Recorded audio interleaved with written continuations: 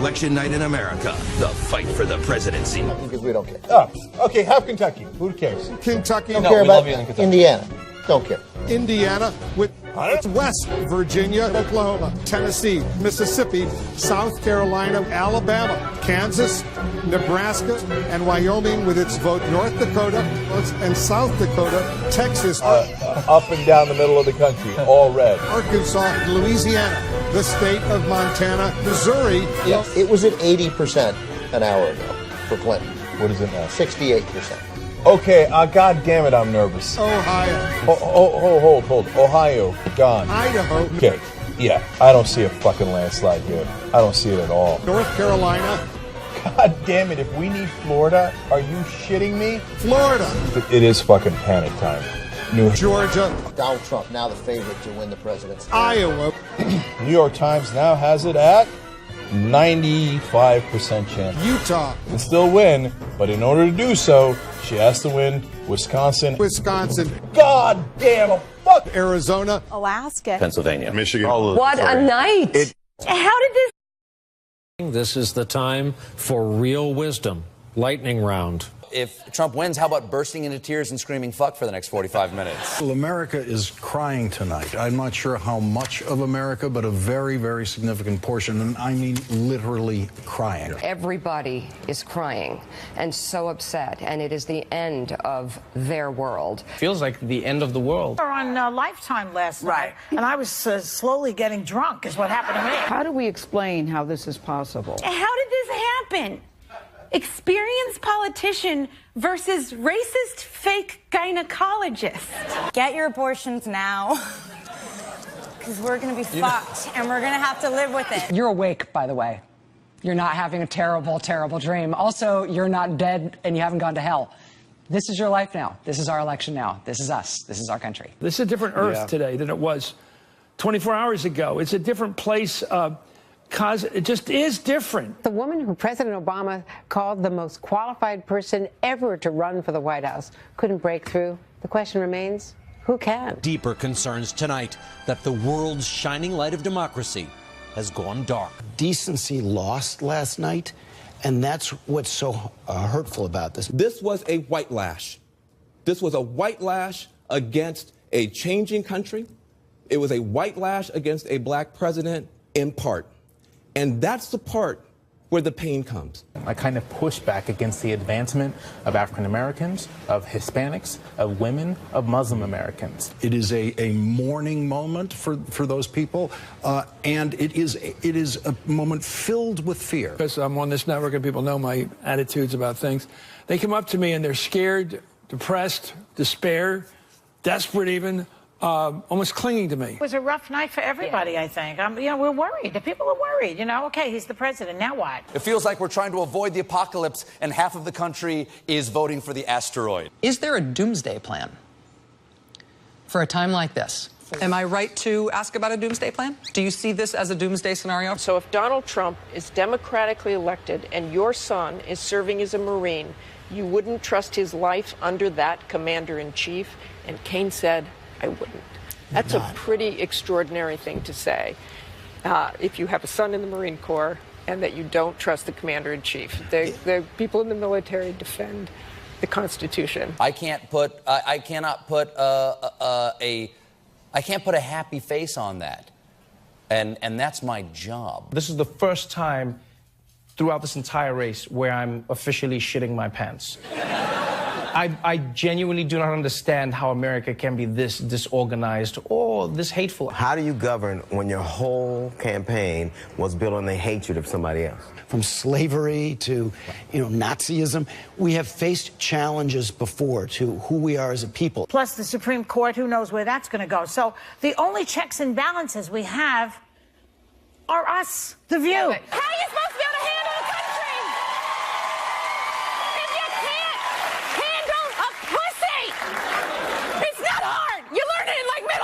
She had the best ad campaign, the best ground game. This is a shot against meritocracy, I think, because she merited everything. And the normal way you standardize these things, she did what she's supposed to do to win.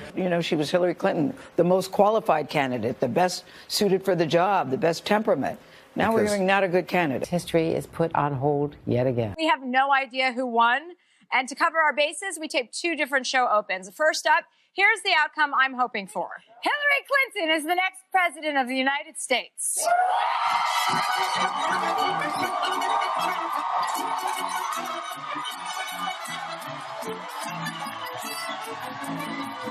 But just in case the unthinkable has happened and Donald Trump is our new president, the show open would look something like this. Oh, hello. With you, my friend. Wolf, the scene here is so different than it was a few hours ago when people were happy and relaxed. I have been looking around the room at people who are stone-faced. Some of them have been crying. This was a white lash against a changing country. It was a white lash against a black president.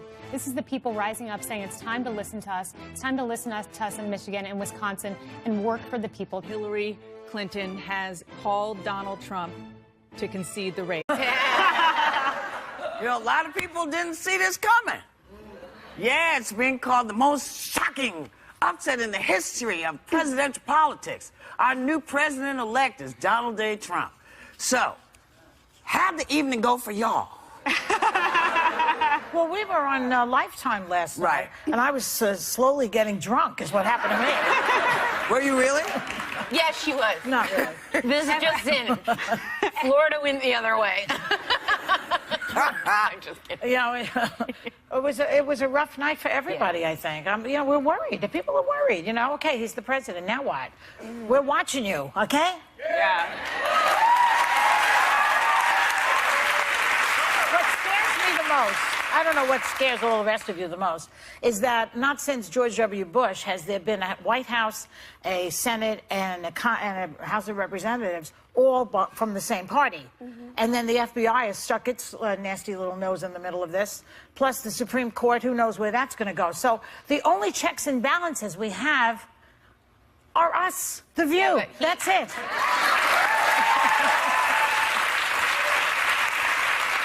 That sounds great in theory, but one of the things he did was he blocked media out of things. They weren't even allowed to go on his plane.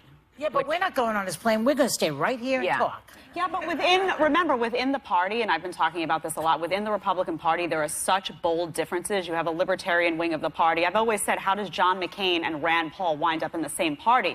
They disagree fundamentally on foreign policy issues. I mean, Hillary Clinton was far more hawkish in her speech than Donald Trump was. So I think there are a lot of checks still. I think the Republican Party is trying to figure out who they are and what they stand for.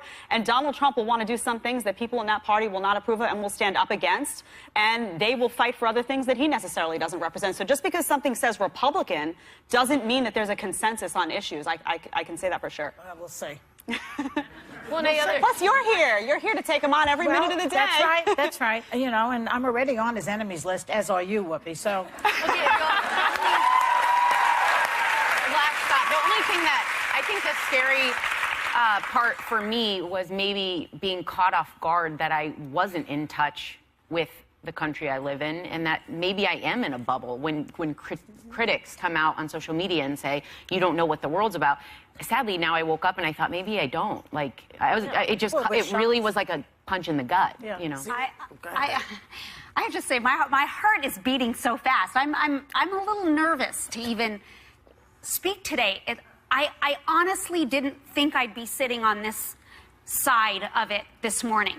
You thought she was going to win? I didn't think Donald was going to win. No one. And I can't say that I'm upset about it. I know that over half of America voted him in and are happy that he's there. And yet, I'm in this room with a lot of people that don't seem to be happy about it. And although there are so many things, the way that he has spoken and talked about people that I absolutely do not agree with, I was a person that voted on policy. And so in that sense, I am happy with the result. And yet, if anything, I hope, no matter which side you are on, it brings all of us as a people to a horizontal posture, that it brings us to our knees, our face to the floor, that we pray for our country, that we pray for him, whether you think he could turn this upside down, or you're praying that he will uphold the positions that he said he would. I pray that we come together for that in humility, because God says when we humble ourselves. Well, yeah, God says a lot of wonderful stuff. He really does. And I like God a lot. But I have to say that given the bigger picture of what Donald Trump represents, it is not so comfortable for me. Because not only does he now threaten how things are going to be done with kids of color, with women's rights, with my right to decide what is right for my body, not what somebody else says what is right. Is that for somebody, not just my rights about my body, but, you know, my friends' children are afraid because this fool has said, and I know he's the president, but for me, when you scare children by saying you're not going to let them stay in the country, you're going to separate them out, children don't know what you're talking about. They hear these things, and it's crazy. And this is a bigger picture. This is bigger than him.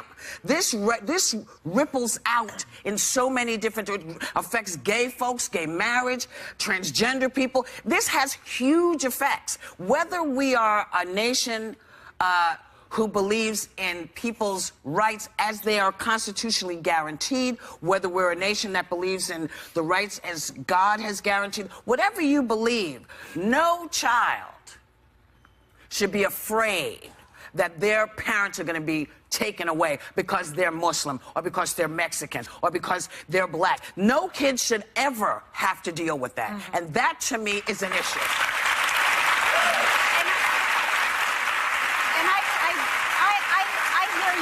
And that's why I pray for unity. And I do believe that God is sovereign and can use the most unlikely and unimaginable people to change things. And if this 4 years doesn't go the way that the American people hope for, that voted him in, then I pray it's a kick in the pants that we all find a candidate that comes together for a more common ground for all of us over the next 4 years. Well, what would be great? Yes, go ahead. Yes. You know, and all those things are great. But for people who don't have a relationship with God, that is your relationship, or anybody else's relationship, what do they do? I think they wait to see what he does, because a reminder to everyone is this man has been on both sides of many issues. He was pro-choice, then he was pro-life. He was supporting government-run health care, and now he's opposing Obamacare. So my concern with him was we really don't know what he's going to do. I don't think he's going to be some conservative warrior in there. Listen, I'm not worried about him. I'm worried about who he's going to hire, who he's going to put around him. What I've seen around him gives me pause. What I see is stop and frisk coming back. What I see are things that I don't want to see anymore.